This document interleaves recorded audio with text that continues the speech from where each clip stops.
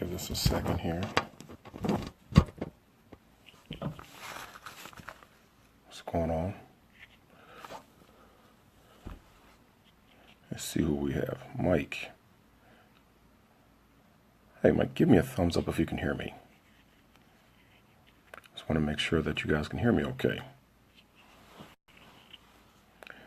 See, Vince, Johanna, Mike. What's going on, Mike? So you can hear me okay, Mike?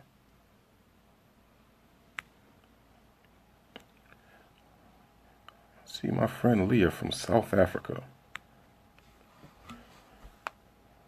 What's going on, y'all? Look at all these people up. Great. What's going on, Bobby? How you doing, Mike? So it's like past midnight. You guys should be in bed. So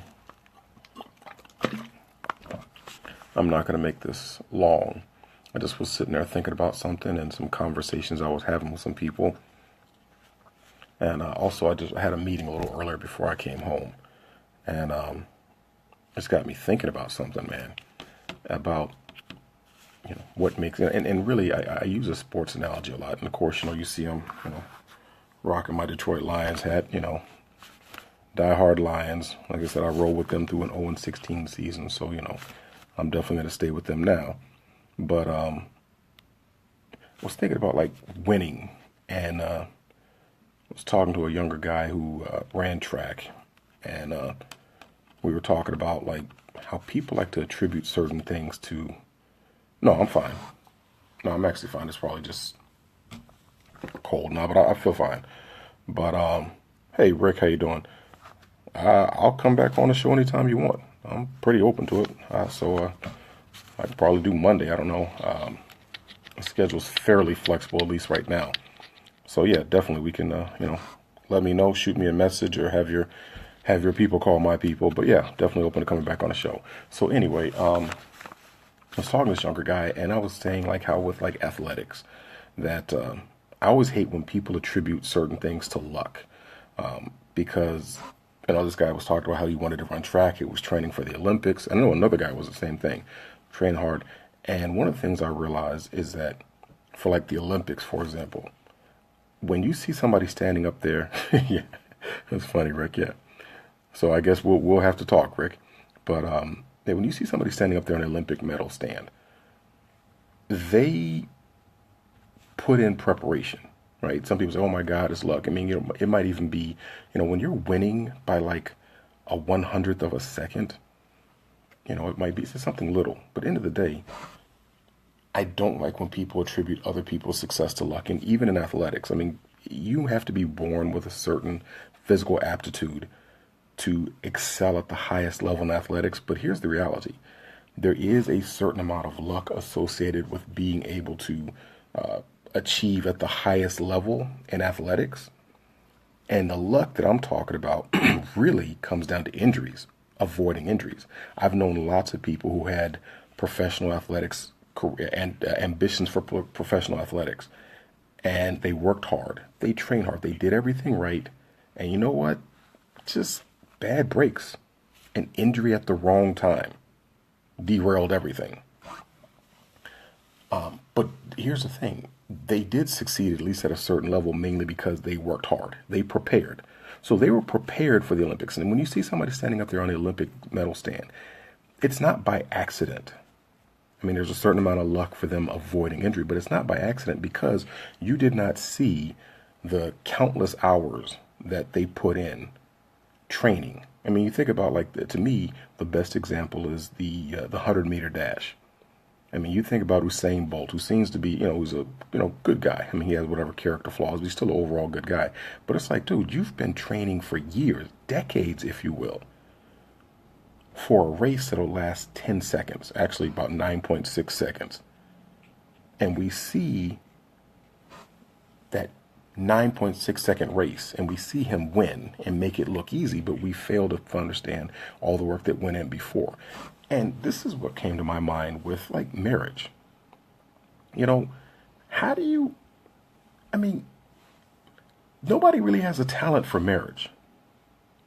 I don't think God, decided that there's no marriage fairy.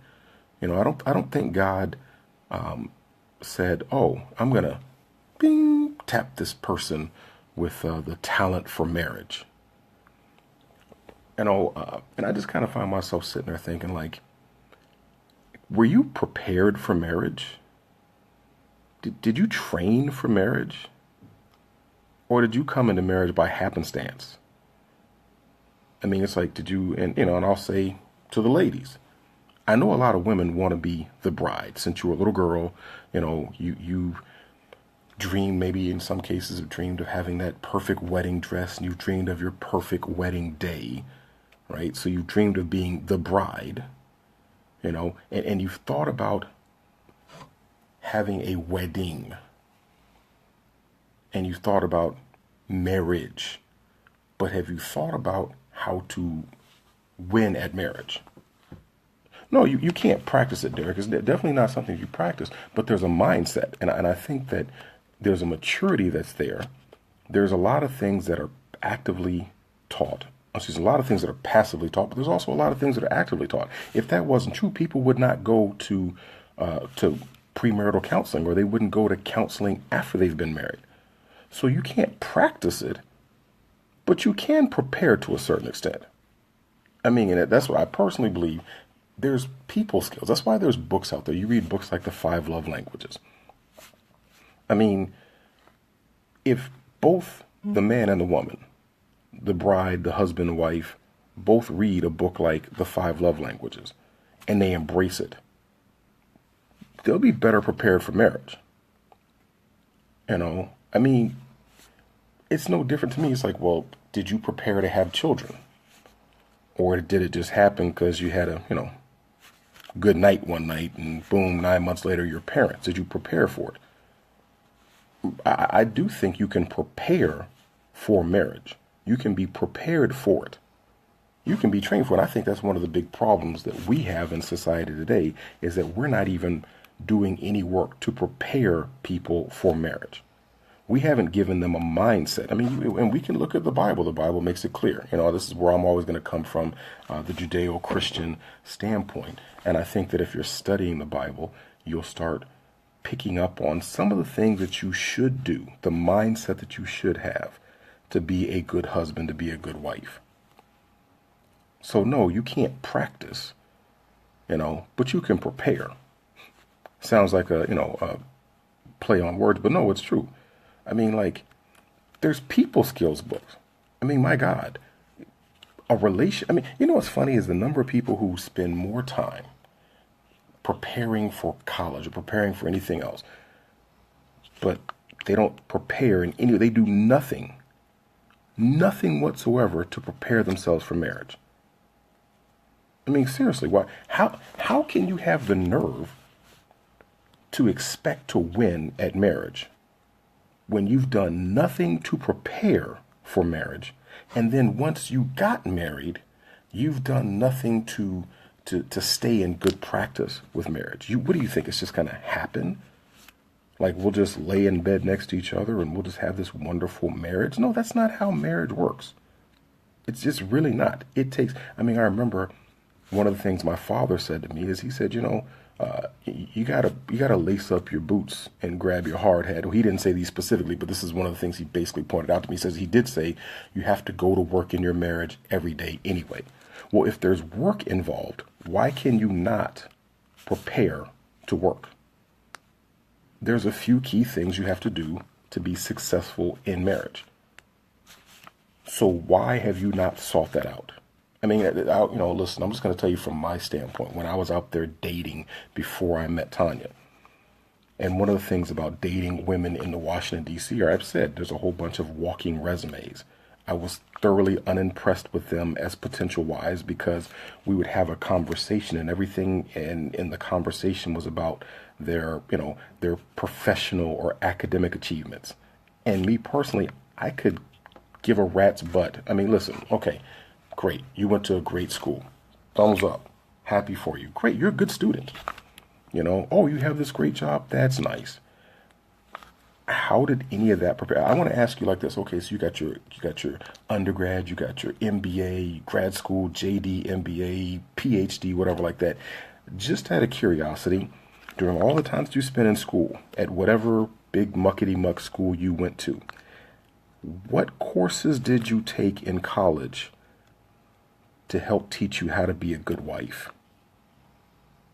What courses did you take in college to help you how to be a good mother? None? Okay.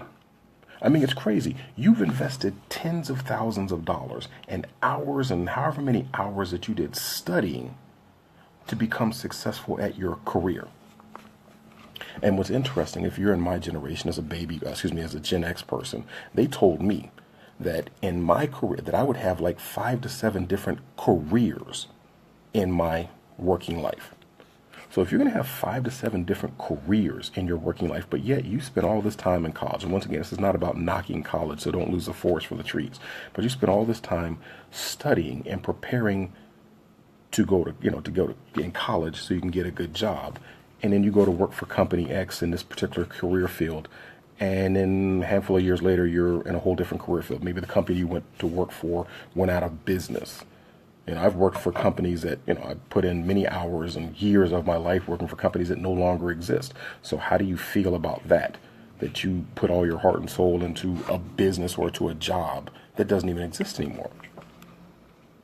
So you're willing to do that, but you're not willing to invest time in preparing to be a good husband or be a good wife. You're not willing to invest time in preparing to be a good mother or a good father. And as Derek Perry said, can you cook? Hey, I'm just keeping it real. Listen, if you can't cook, you better make a lot of money to help pay for eating out. There's certain things. That's just me. I'm old school. But guess what? I don't need you to cook. I can probably cook better than you. I cook really well. I don't need a woman to cook. But like one of the women I used to date, one of the reasons I didn't stay with her is because she was selfish. She was unwilling to cook. It's not even whether or not you can. It's not whether, you don't have to be able at that point in time to throw down like grandma. But if you're just flat unwilling to, that says a lot about your character. It says you're pretty selfish, which is exactly why I kicked my ex to the curb. Incidentally, the ex that I was dating just before I met Tanya. So, it's these kind of things like, but have you prepared yourself? Now, I know, and I go hard in the paint with dudes, and I just make it clear with all these guys. A lot of guys have had no preparation for manhood. If you're a Gen Y guy, a millennial, you've gone through little or no preparation. You've had little to no mentorship to prepare you to be a man, an adult male, to prepare you to be a husband, to prepare you to be a father. Because just for whatever reason, your Gen X and baby boomer parents just for whatever reason felt like that wasn't important, or they didn't put an emphasis on that, or they just flat out didn't spend the time. And I remember I was on another, this is years ago, on a chat room before Facebook and all that. And I remember asking some women, I said, are you preparing your daughters to be a wife? And a couple of them just got flat out ignorant with me. One of them, I'm not preparing my daughter to be a wife. I'm preparing her to be able to stand on her own 2 feet. Congratulations. Your daughter's probably still single, and your daughter will probably stay single.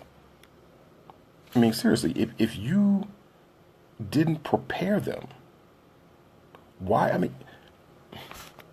It's like the idea of throw your child into the swimming pool.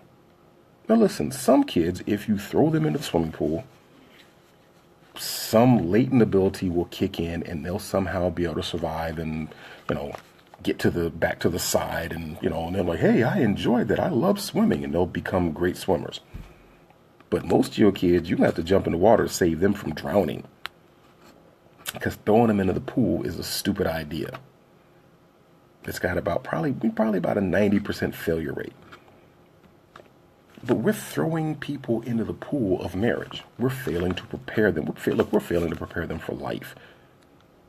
That's what we're doing. We're failing to prepare them for life. We're failing to parent, failing to mentor, and then we're wondering why, for example, millennials suck. Why do they suck? Well, it's because we failed them. Listen, as much crap as I also give millennials, I got to turn around and point to those in my generation, right? Those of us who are Gen X and are baby boomer, people also, and point to them as like, you realize that every time you say that millennials suck, you should be pointing that finger right back at yourself because you failed to prepare them. You failed to take an active role in preparing them for life. It's not an accident that they suck. They suck by design. I'm sorry, they suck by by default, because if you fail to prepare them, they'll fail. I mean, there's certain things you can do to prepare people for success. I mean, you think about it, like I have friends who were in the military, active duty military. And like one of them is a wing commander. He's a full bird colonel in the Air Force. And I remember asking him, I was like, B, man, I said, so you've been a squadron commander and you said that was a heck of a lot of work. And I said, so, man, now, you're a wing commander. You have like you got 5 squadrons underneath you, man. What is that like? I said, man, are you like working your guts out? He was like, no, man. He said, one, basically, the Air Force has sent him to a lot of training. They've prepared him to be a wing commander. And on top of that, he says, you know what, man? I'm not running the day-to-day lives of these whatever 1,000 people that are in his wing. He's like, man, I manage and I lead this 5 squadron commanders. No, not actively, Rick. I'm not working with her right now. Still in contact with her, but you can, you know what? I'll contact you directly, by the way. So yeah, we'll schedule something. I'll contact you directly to schedule something. But anyway, so yeah, I mean, the military prepares people. If you're a senior officer, they don't just say, hey, buck lieutenant, right? Fresh out of college, here's your butter bars. Run the war. I mean, a lot of people don't understand just how highly trained our senior military officers are. I mean, like, they get one assignment and then they go to school. And they get another assignment and then they go to school. And they get another assignment and they're constantly going to school. Like all my friends who are field grade officers in the Air Force, who were like squadron commanders and that, they're constantly in school. They're constantly being prepared to go to war. Why don't we think like that with marriage? Why are we not looking at our kids and saying, I'm going to prepare you for life. I'm going to prepare you to be a husband and a wife. I'm going to prepare you to be a mother and a father. Actively. Now, there's going to be stuff you'll pick up passively, because I learned, a lot watching my parents. And I'm not sitting here acting like my parents have a perfect marriage, but they've been married 48 going on 49 years, and they're still happy. They still like each other. My dad still says stuff that kind of grosses me out about my mom. It's just kind of like, yeah, I didn't need to know that, Dad. Yeah, okay, that's nice. Yeah, la la la la la. No, I don't want to hear no. Okay, whatever. You think mom is sexy? Stop it. I don't need to hear that. But on the other hand, you know what? If I'm being honest, I'm glad to know that my dad, after 49 years, nearly 49 years, still thinks my mom is sexy. I'm glad that my parents actively prepared me for marriage. And I actually sat at their feet and watched and I listened and I learned. And I'll tell you like this, I'm just going to put it out there. I'm a pretty good husband. I'm not saying I'm perfect. I think I annoyed Tanya earlier about something. I'm a pretty doggone good husband. You know why? I expect to be a good husband because I prepared for it. It's not a shock. When the things that I do that makes Tanya happy, it's not by accident. I prepared for it. I actively watched my parents. I asked questions of them. And there was passive education and there was active education and training. I read books. See, when you guys see me posting stuff from these books, they're all pretty much all people skills books. Yes, I post stuff from political stuff and I post stuff from historical things, everything like that. But I talk a lot about people skills. And yeah, I might call somebody a moron on Facebook or whatever like that, but when I'm dealing with people one on one, I deal very well with people one on one. I mean, basically, if you can't get along with me in person, it's because you're a jerk. I mean, we don't have to be best friends. I'm not saying, oh, I'm best friends with everybody. But if you can't get along with me, if you can't be civil with me, it's because you're a jerk. It's because you're trying to be. You're either you're just trying to be a jerk or you just have a real talent for being a jerk. I've worked on having people skills. It's not by accident.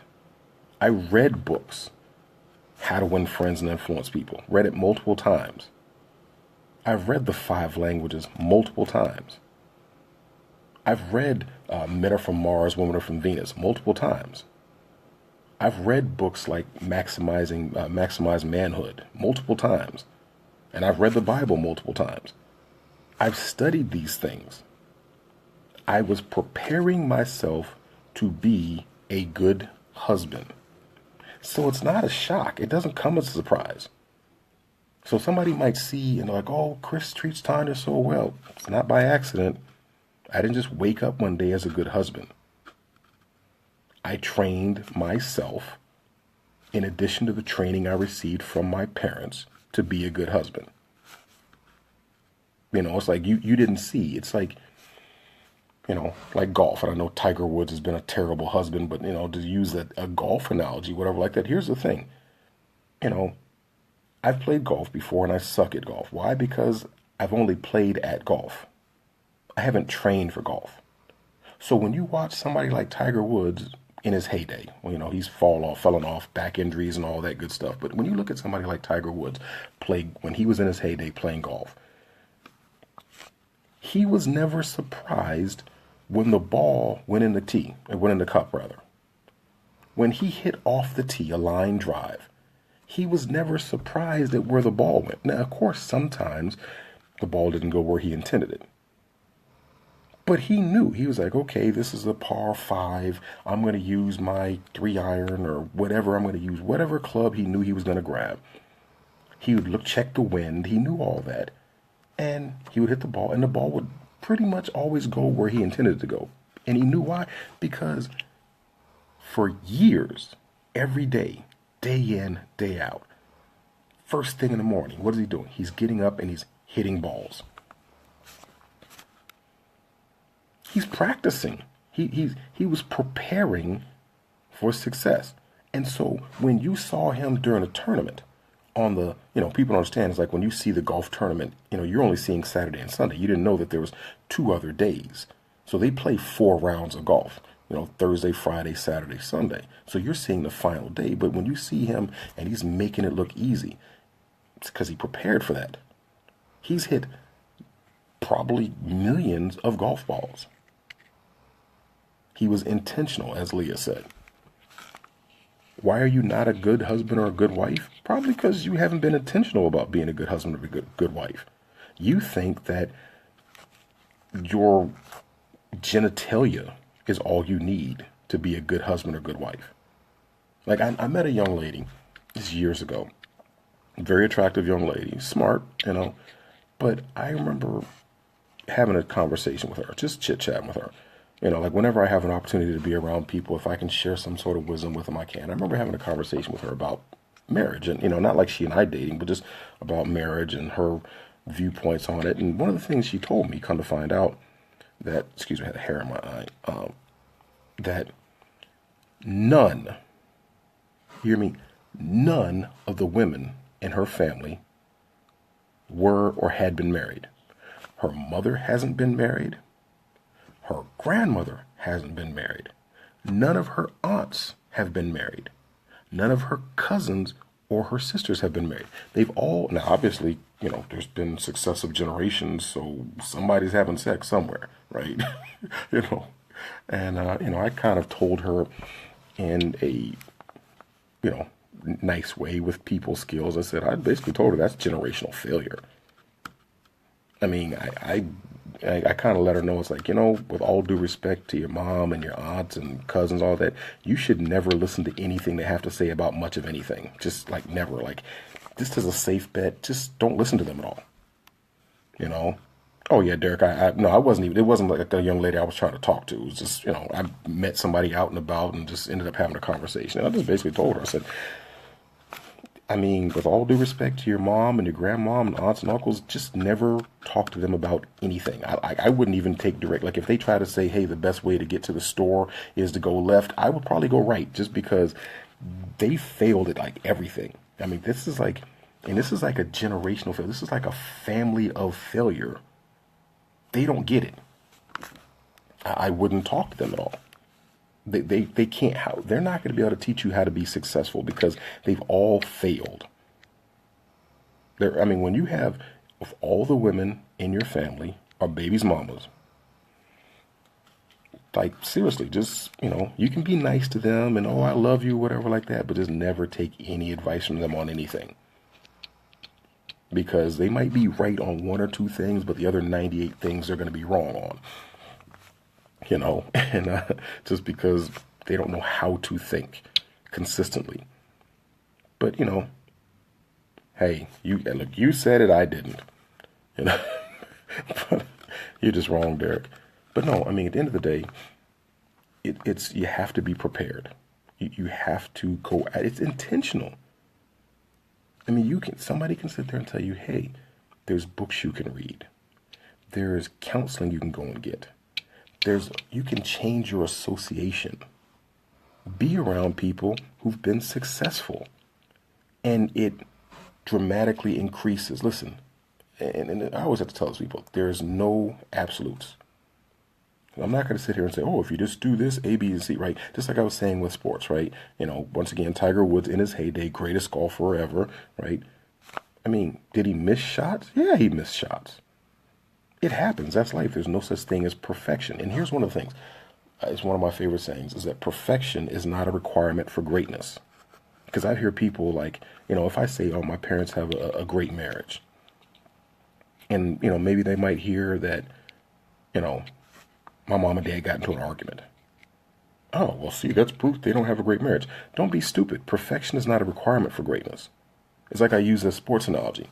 I don't care how you feel about the New England Patriots. End of the day, in the Bill Belichick era, they've been to 9 AFC championship games, 7 Super Bowls, and won 5 of them. They've never had an undefeated season all the way through. Now, they came close to it, right? The New York Giants stopped them. But does anybody deny that they're a great team? He's got like an 82% winning percentage. It's funny because the only undefeated team in NFL history was the 72 Dolphins. Now, by default, you would think, hey, they have the record as being the only undefeated team, Super Bowl winner, so on and so forth. So when people think about great NFL teams, they should say, oh, yeah, the greatest ever was the 72 Dolphins. I've never really heard people say that the 72 Dolphins was the greatest team ever. They say they were a great team, but they undefeated.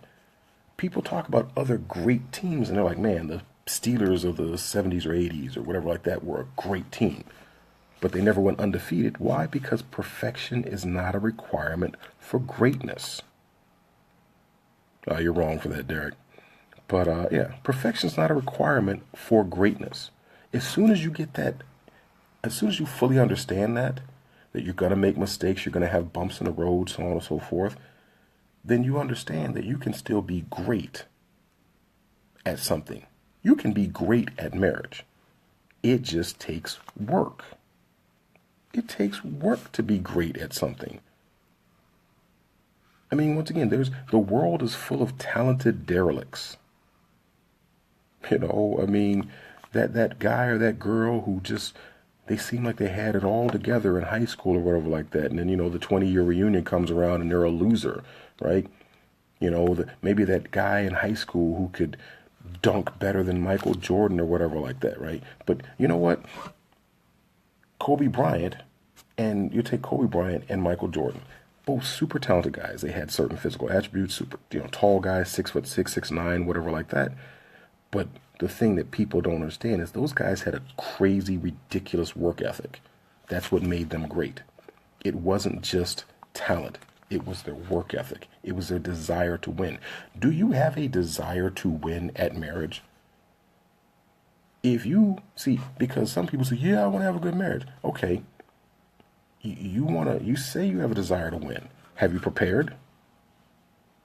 Hey, Cynthia, Monique, how you guys doing? I mean, that's a simple question. Have you prepared? How much time and energy have you invested into preparing to win at marriage? And you know what's interesting is that people who really desire to win at something, all they do is they focus on putting only good things into their head. So like, if you want to have a healthy marriage, you probably shouldn't watch 90% of the crap that's on TV. Because 90% of the stuff you'll see on TV, probably 99% of the TV stuff you see on TV portrays terrible marriages. I mean, just it's a terrible example, on marriage. And you've heard enough people also say that,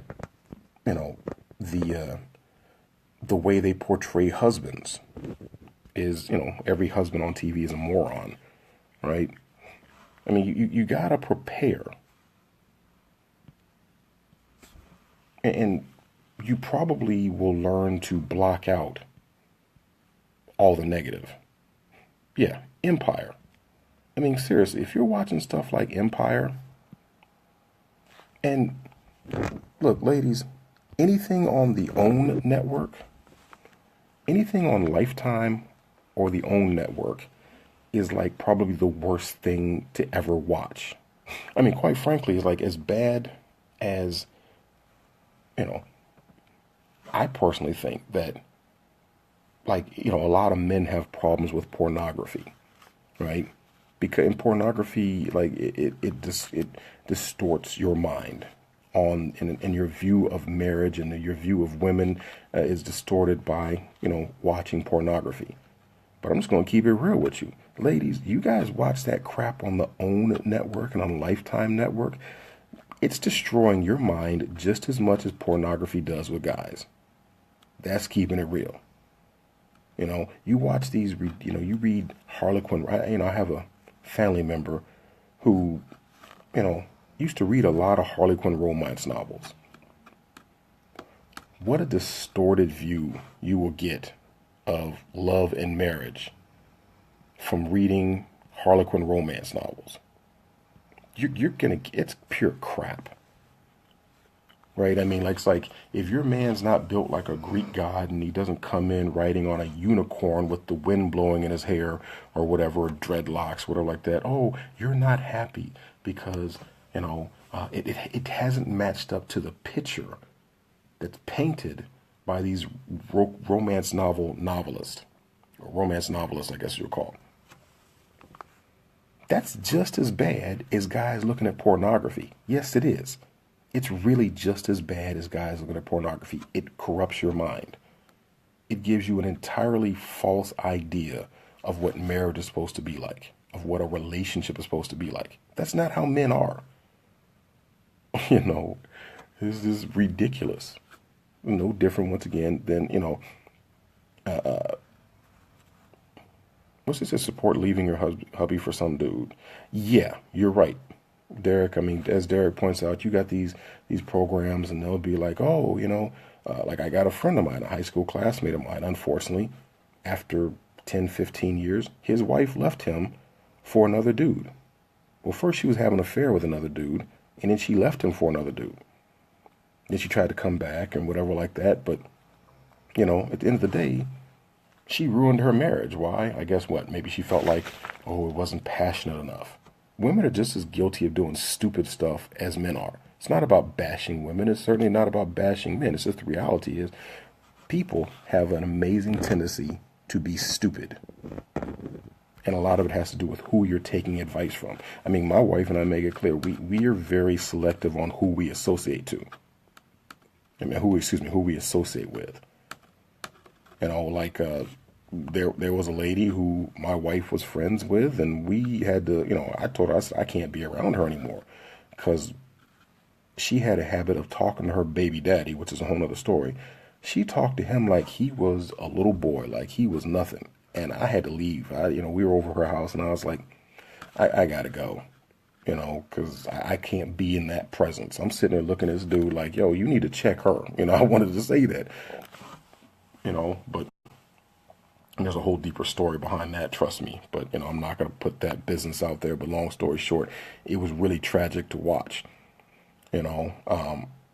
But yeah, just same way with guys, man. I can't be around a guy who treats his wife haphazardly. You can't do that.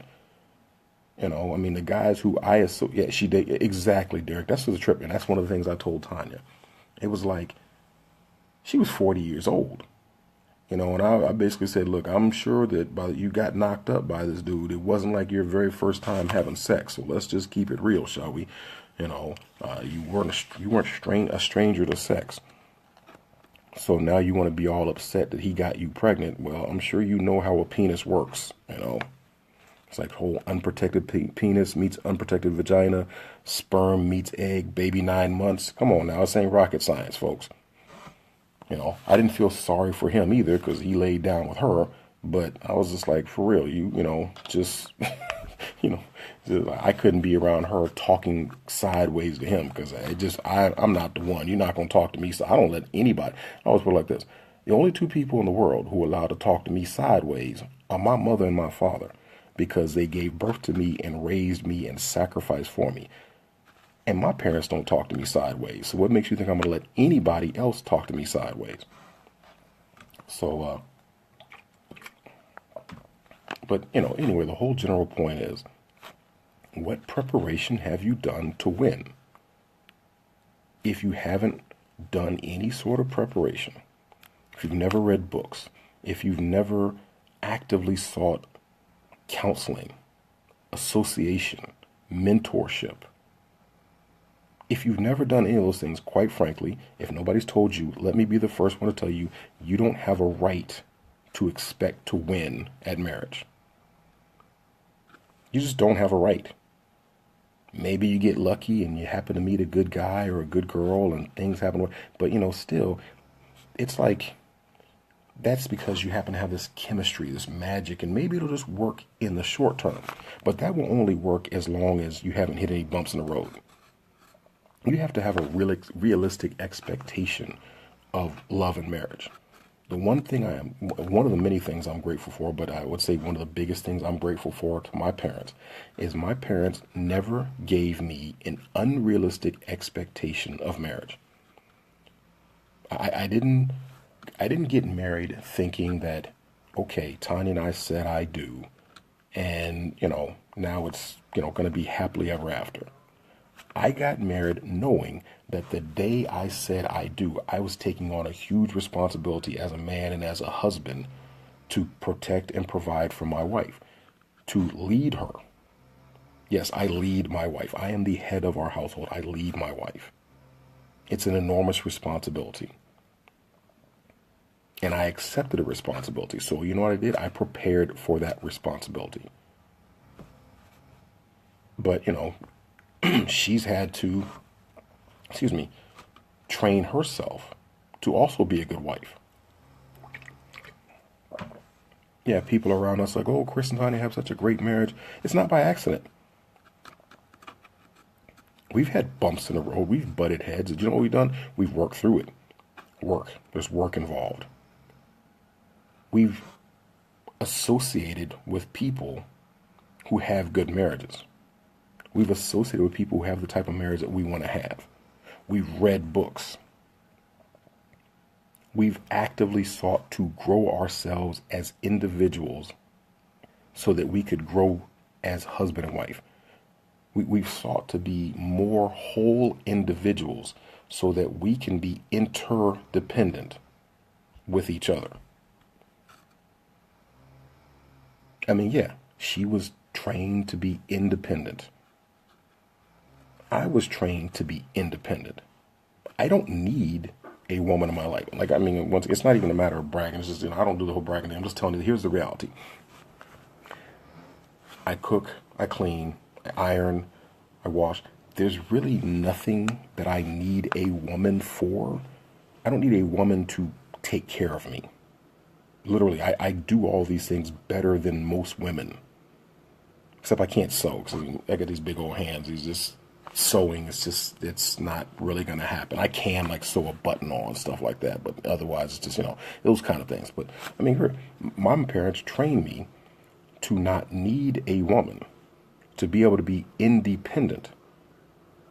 But they trained me on how to be interdependent with a woman who's going to be my wife. Yeah, I mean, it's nothing, it's nothing to be ashamed of, Derek. I mean, there's a lot of guys. I mean, for maybe domestic things. I'm just saying, at the end of the day, I don't need a woman for anything domestic. I needed a woman to be my helpmeet. That's what I was looking for. The biblical definition of it, to find a woman who's going to be my helpmeet. That Tanya compliments me. She's complimentary of me. And yeah, we'll see. I see. Look at that. You're being a hot mess tonight, Derek. But yeah, look, that's stating the obvious, Derek. So we'll leave that one alone. But yeah, I mean, it's this kind of stuff that, once again, going back to that conversation I had 15 years ago with those women who were like, I'm not training my daughter to be a wife. I'm training her to be able to be independent. And that's all she'll ever be. If you haven't trained her, if she does get lucky and get married, she probably won't be a good wife. Sorry, not sorry. I mean, and what right do you have to expect her to be a good wife? What right do you have to expect her to have a healthy marriage if you haven't prepared her to be she'll have cats. See, Derek's on a roll. Yeah. If you haven't prepared her to be complimentary of a man, rather. Woman. Look, it's 2017. Be complimentary of a woman, whatever. And if you have not prepared her to be complimentary of a man, why are you surprised that she's not able to have a healthy relationship? Likewise, women raising sons, and parents raising sons, if you haven't trained him on how to lead himself, so that he can also and then trained him to have a more selfless attitude, so he can lead his wife. Because here's the thing, as a man, you're supposed to have servant leadership. You're supposed to, if you're a husband, if you're a Christian, here's your role: servant leader. And I don't know if you guys never studied the Bible. This was fascinating, right? If you go back to the Last Supper, right, before, and one of the interesting things is, what did Christ do? What was the last lesson he taught? This is huge, right? When you can go back in Ephesians and everything like that, right? But when and it'll talk about husbands, love your wives for, wives submit to your husband for he's the head of you as the Christ is the head of the church and gave himself for it, right? You can go in Ephesians 5 verses 20 through 31 and go all through it. And one of the things I point out about that's interesting. There's only 2 verses in Ephesians chapter 5 that tells women what they're supposed to do. They tell the Bible says to wives, submit yourself to your husband. Submit to your husband. And it's funny because I've had this conversation with some women, and they're like, "Well, why does the Bible say that a woman has to submit, but a man only has to love?" Okay, let me give you a little history lesson, some context and perspective.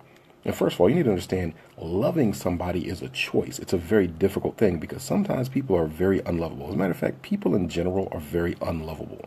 People will get on your damn nerves. So loving someone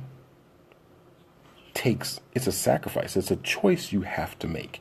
So when that person has pissed you off, who they've just corkscrewed you through the roof, and you're just like, you have to decide to love them. And you have to go back in history and understand what was taking place during that time when Ephesians 5 was being written, when Paul wrote that. You have to understand, Paul was a Roman citizen. You need to understand, in Rome at that time, I forgot 60 AD or whatever the time period was. I don't remember the exact dates, but understand that as a man, You owned your wife. You understand is that a man owned his wife in ancient Rome? She was his property. And that at that point in time, so basically as a man, I would own my wife. I would own my, 64 AD, thank you, Derek. I would own my wife. I would own my daughters until they took a husband, until they were taken as wife, by a man. I owned them. I own my son until he reaches the age of maturity. And I own my slaves. I'm basically the king of my castle. I own it. I do whatever I want to do. See, Derek, you just being a hot mess. I'm going to tell your wife you said that too. But, and so Christianity was rare in the world because it asserted that women also had sovereignty, because women were created also by God. Do you understand how, and I've talked about this like as a constitutional conservative, I've talked about this on several occasions, but you understand how important that is, the whole idea that you have personal sovereignty, that you have certain unalienable rights because you're a human being? That's so rare in the world. And Christianity made it clear that women had personal sovereignty, that they owned themselves.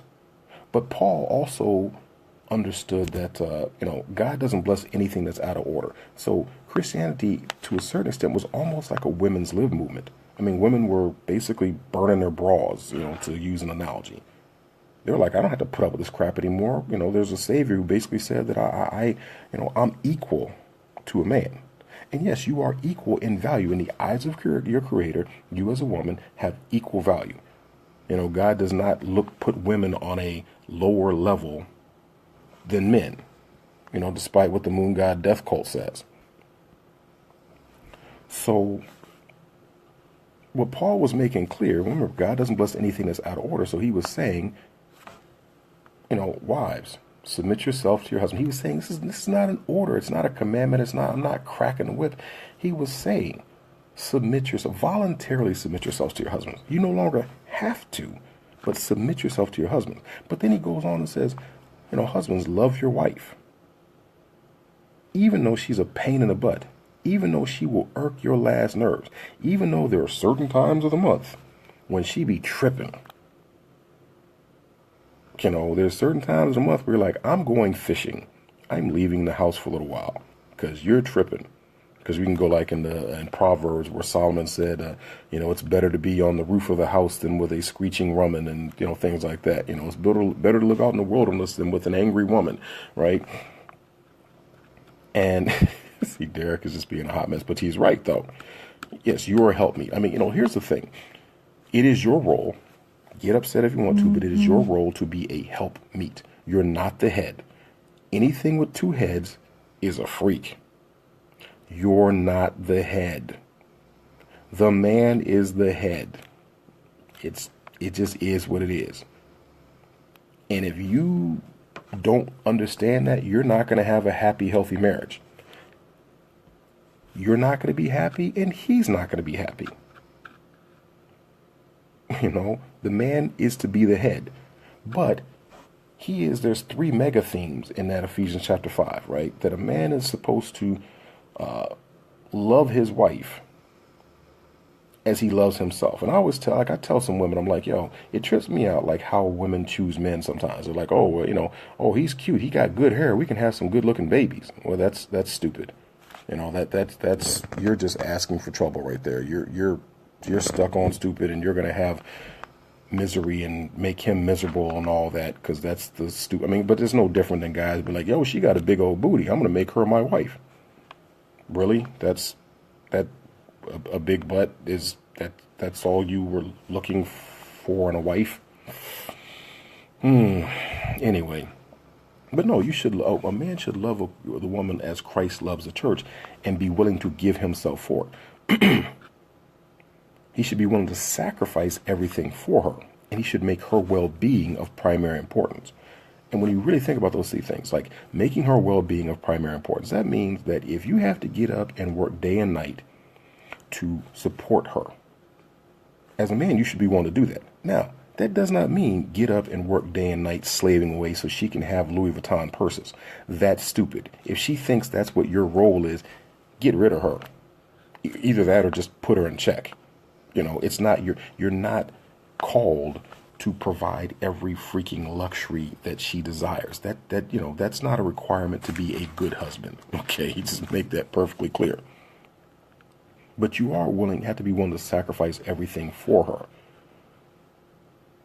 Because Christ did it for the church. It's nice to have. You're correct, Derek. It's a nice to have. But yeah, you should be willing to sacrifice everything for her. You should be willing to make her well-being of primary importance. And you should love her as Christ loved the church. Those are the three mega themes that are promoted in Ephesians chapter 5. And I was just having a conversation with one of my Facebook friends about this thing, and he's basically calling off an engagement with a woman he was dating because she doesn't get it. She doesn't get it, and he's tried to have conversations with her about it, and she doesn't get it. And as he and I were basically saying, I'm like, dude, you know what?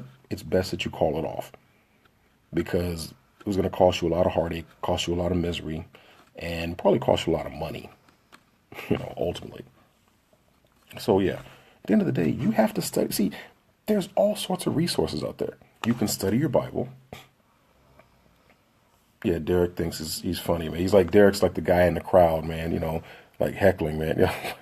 But no, there's resources out there.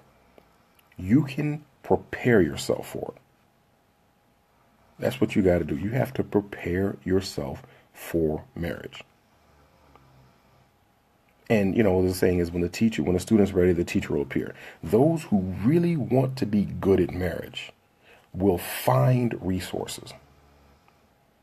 If you have it in your heart that you want to be eventually, if you're not already married, if you're already married, then man, you need to get it in gear and go out of your way. Stop watching football, stop watching OWN Network, stop doing all this other crap that you're doing, and focus on investing time on strengthening yourself, being a better person so you can be a better husband, better wife, be a better man and better woman so you can be a better husband, a better wife, seriously, because, seriously, it's the biggest decision you'll ever make. People put all this emphasis on their career, and once again, I'm going to talk to women, for example. There's a whole lot of women who put a lot of effort into their career. And for what? Good for you. You have all these degrees hanging up on the wall. Good for you. I'm happy for you. But did you invest time on how to be a better woman so that you can be a better wife? So you can be somebody who complements your husband. What's going on, brother Chris Sumner? Man, we go way back like 8 tracks right there. That's the sharpest dressed man on the East Coast right there. But yeah, you got to prepare yourself. It's not rocket science. You got to prepare yourself. And then you have to have a certain amount of grace towards your spouse. That's it.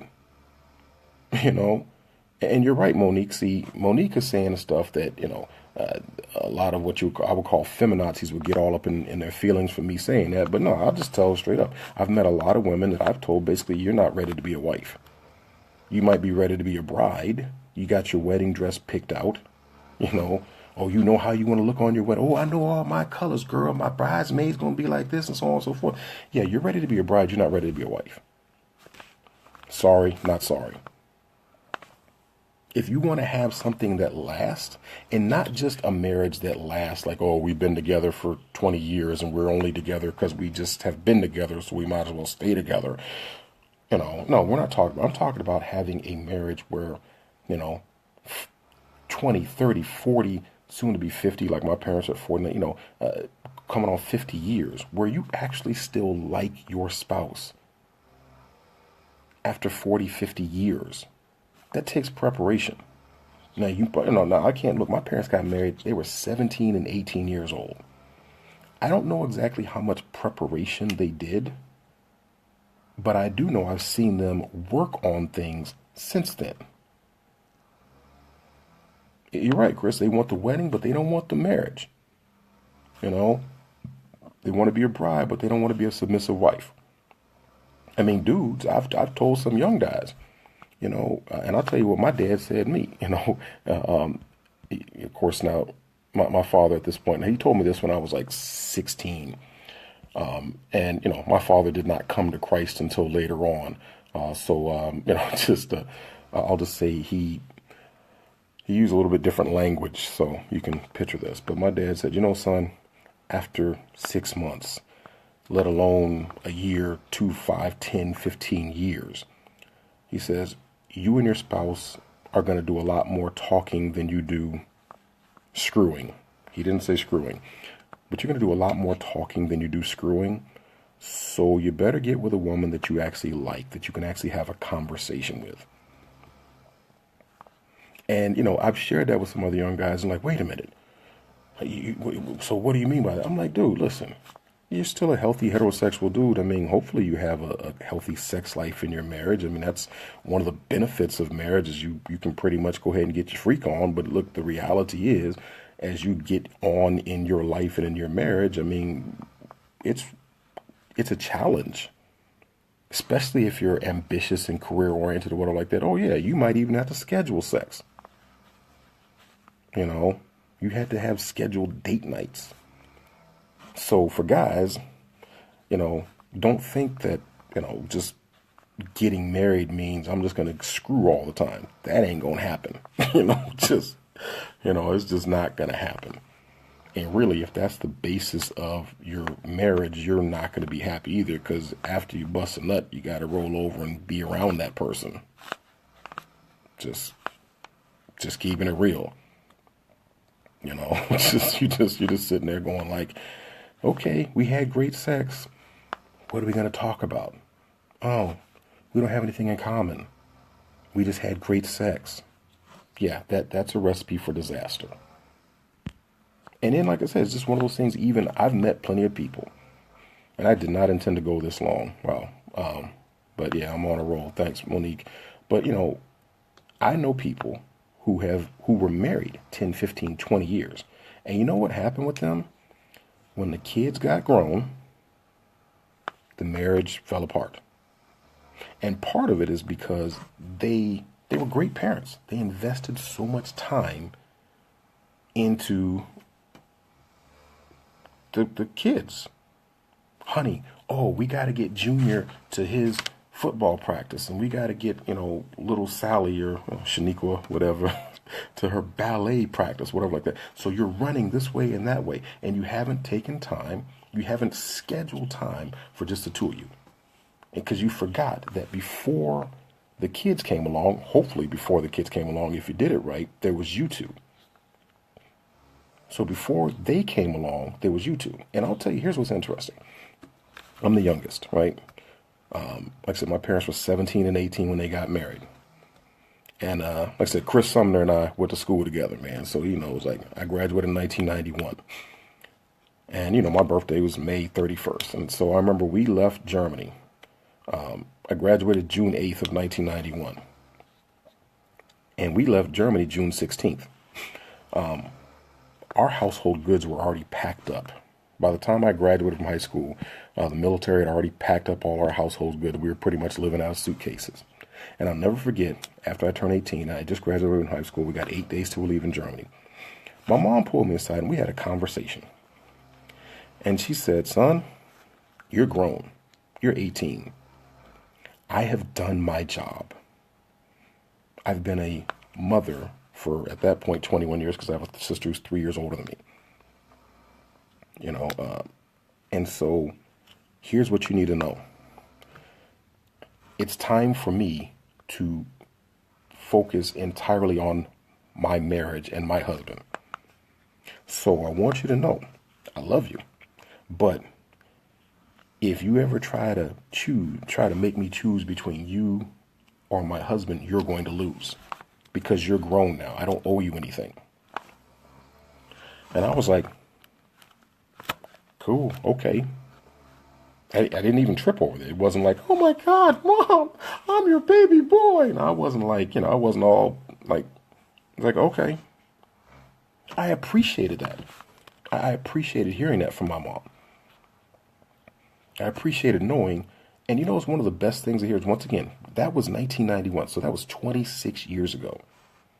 Fast forward 26 years, my parents' marriage is look, Christ is my foundation, but outside of Christ, my parents' marriage is a foundation and cornerstone for my life. I'm so grateful to my parents for them keeping their marriage strong because I can always look back at them and say, hey, they've done it, so I know I can do it. I know how to do it. Once again, not saying that their marriage is perfect, but it works perfectly for them. They get along well. They make me laugh sometimes because they fuss, but I mean, they've been together for 50 years. It's like, you really think you're not going to fuss with somebody you've been together with for 50 years?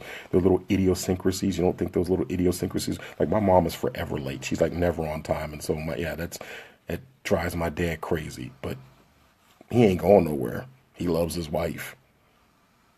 He's like, sometimes he tries to get rid of the grandkids because my sister's over there, and it's like, he just wants to be able to spend time. He's like, look, your mother and I are taking a vacation. We're going to be on a cruise ship. We'll be out of touch. We'll see you when you see you. That makes me happy. My parents continue to focus on their marriage because they intend to be together till death do them part. And I'm going to say this one last thing. It's funny. I crack myself up sometimes when I think about this. I knew when I was looking for a wife, because here's the thing, my father is a cancer survivor. He developed cancer back in 1999 as a result of his military service in the Gulf. Thank God they found the cancer and they were able to remove the cancer, and he's been cancer-free since 1999. But when he had that surgery and they had to remove the cancerous growth, he was weak as a lamb. He couldn't do anything for himself. I remember, like my mom would be there and she was there by his side. And at that point, they had been married 30 years, 29, 30 years. No, 30 years at that point when he came down with cancer, when he was developed cancer. 30 years. I mean, they've been through it all. 2 kids, so on and so forth, right? And I remember that my mom had to literally wipe his backside because he couldn't, he was really weak from the surgery. I mean, they had to take out one of his kidneys and he was weak as all get out. And my mom had to, wipe his butt for him. And I remember thinking, I was like, you know what? That's what I'm looking for. I'm looking for that. My thought was, I need a woman who will wipe my behind. just is. I know it's crazy, but I was like, that was the thing I was looking for. And one of my boys, Darius, he and I had that conversation, man. And Darius and his wife, healthy guy. Derek had been healthy his whole time. He had never been sick like a day in his life. He got married. He was 38 years old or whatever like that. And then, after 4 or 5 years of marriage, he developed this strange illness. Basically, he had a fungus in his lung, apparently that had been there since he was a little kid. But it just started really getting sick, and it literally killed his lung. Like he's down to 1 lung now. The lung is just a shell of what it was, but he was sick as a dog. And he and I had this conversation, man, when as he was dealing with that and everything like that, and he was like, man, he knew he loved his wife, and if there was anything that he was like, I mean, and I'll say like this, I mean, I remember, that was Darius was my boy. That was my running buddy when we were back out there and running the streets in Denver, whatever like that. And, the ladies loved Darius, right? I mean, he had some really good looking women throwing it at him, if you will. But he chose his wife because of, her character. He felt like this will be a helpmeet for him. So he married her and they have 2 kids together.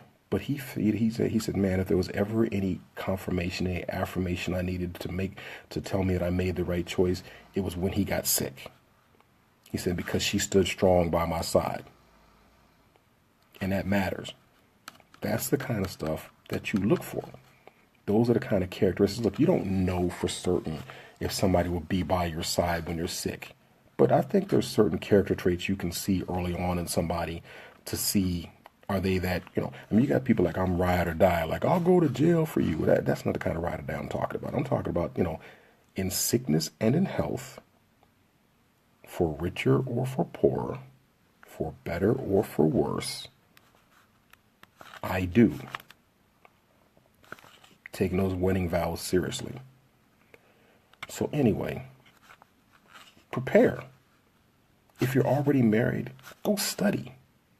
Get in marriage shape. Hit the gym, the proverbial gym for marriage. Read some books. Go get some counseling. It's worth it. I mean, seriously, it is worth it. It's worth it to turn off the TV. It's worth it to stop hanging out with this person or that person. It's worth it to shut yourself off and the rest of the stuff. It beats the hell out of divorce.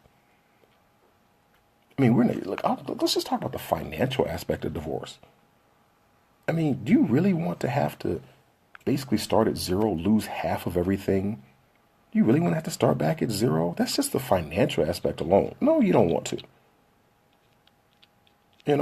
Yes, Derek, character's key and big booty is a bonus. True words. But seriously, do you really want to go through a divorce? Are you, so the prospect of working out, of doing more preparation, working on making you better, reading some books, changing your association, that you would rather get a divorce, deal with that hassle, deal with that loss, the cleaving of two individuals. You'd rather deal with that than put in extra work? Okay, well then you deserve to be divorced and all that goes along with it. And once again, I'm not talking about, because some people will hear that and they'll be like, oh, you don't understand. Listen, I'm not talking about infidelity or abuse. I mean, if there's infidelity or abuse, once again, those are grounds for divorce, but you don't necessarily have to get a divorce. You can still work through that. I've known people who've worked through infidelity and or abuse.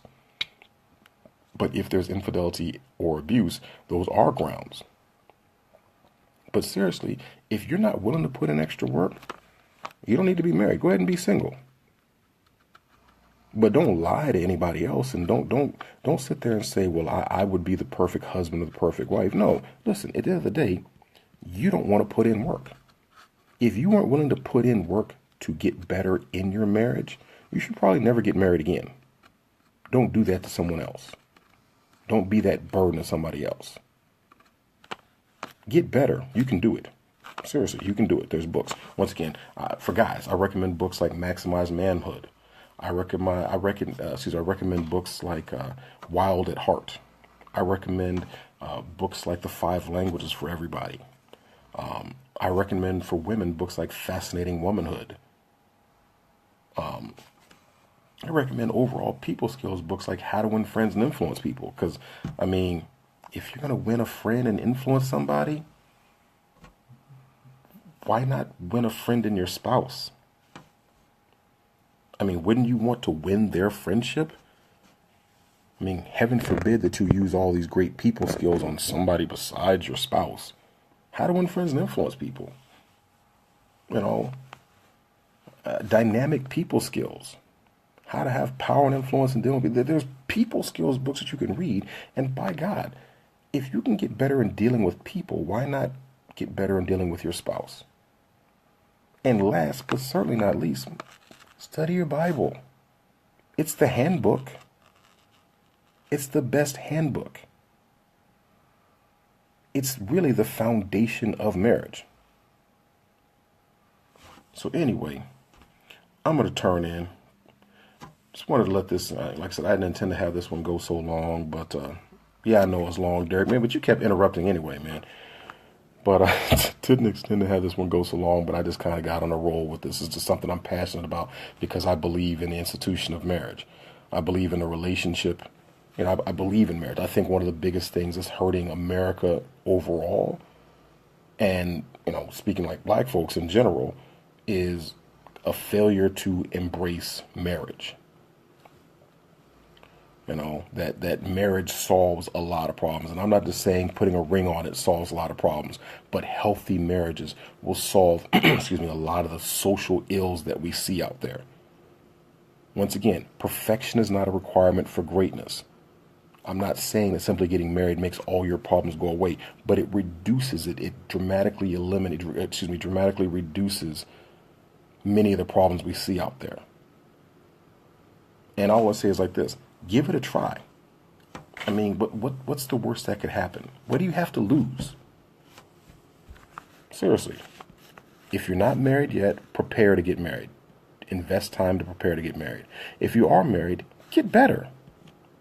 Humble yourself. You can get better. Ask for help. Find people who are where you want to be and ask them for their mentorship. Ask your pastor.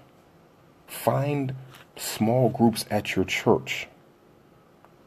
Read your Bible. Pray. Ask God for guidance. You can get better. You don't have to be miserable. You don't have to be alone. But you do have to get better. Because quite frankly, most people, and I've said this, look, there's a whole lot of, I'm just going to say, last thing, difference between a lot of men and women, in my opinion, a lot of dudes know straight up they ain't ready to be married. I mean, they're not going to lie. They're not going to lie to you about, they're like, yeah, I'm not ready. I'm chilling. I'm going to do me. I'm not ready to make that sacrifice. But I've met so many women who will swear on a stack of Bibles, oh, I just need to meet a husband. I'm the perfect wife. No, you're not. Sorry. I talk to a whole lot of different women, and I'm just telling you, y'all ain't ready. You ain't ready. You're not prepared. Because I ask enough questions to enough women, and I know you're not prepared. So you can watch the Oprah Network and you can read Essence Magazine and all these magazines and all this crap that will affirm for you and make you believe that somehow you're this perfect creature and that really the problem with marriage is just men, and it's a lie. You're not ready because you haven't prepared for it. Stop lying to yourself. But men, listen, man up. You'll never be the man you're supposed to be until you settle down, get focused, and find the right woman who will be complimentary of you. That's when you'll really start to grow as a man. But you got to start preparing. You got to acknowledge that, hey, it's time for me to settle down and grow up and take on that responsibility. But at least you know, to me, once again, the difference with guys, at least guys know they ain't ready. I wish more women would be honest with themselves and acknowledge they're really not ready. They just want to be a bride. So on that note, I'm going to run. Take care. God bless. Good night.